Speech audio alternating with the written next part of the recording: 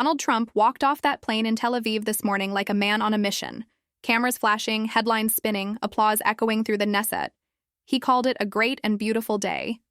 A new beginning, and yes, 20 living Israeli hostages were finally freed after months of terror, pain, and unthinkable loss. Families embraced. Children came home.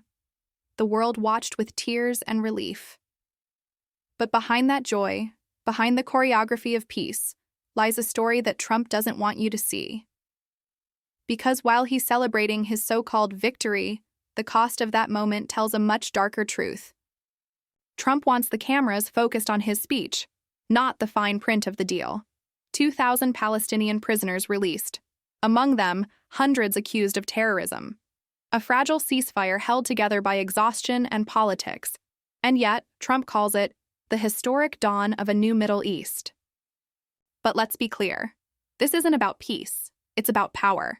It's about Trump trying to rewrite his legacy, the same man who tore up peace accords, who slashed aid to Palestinians, who emboldened extremists on both sides, now playing the part of world peacemaker.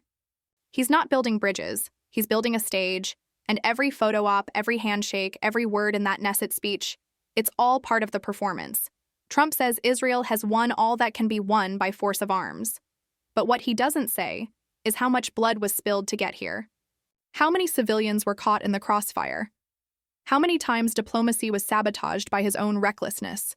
And now, as he praises victories over terrorism, he's quietly courting the same leaders whose regimes fuel extremism in the first place.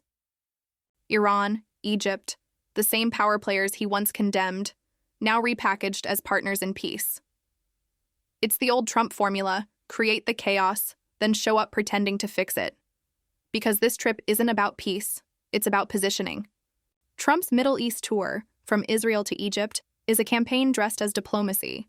He's not just trying to shape the future of the region, he's trying to reshape his image back home, before November. He wants to look presidential. Commanding. Redeemed. But peace isn't a prop, and diplomacy isn't theater. The truth? Every move Trump makes comes with strings attached, to donors, to extremists, to his own desperate need for validation. And while he claims generations will remember this day, history might remember it differently, as the moment Trump tried to turn the suffering of millions into a photo opportunity.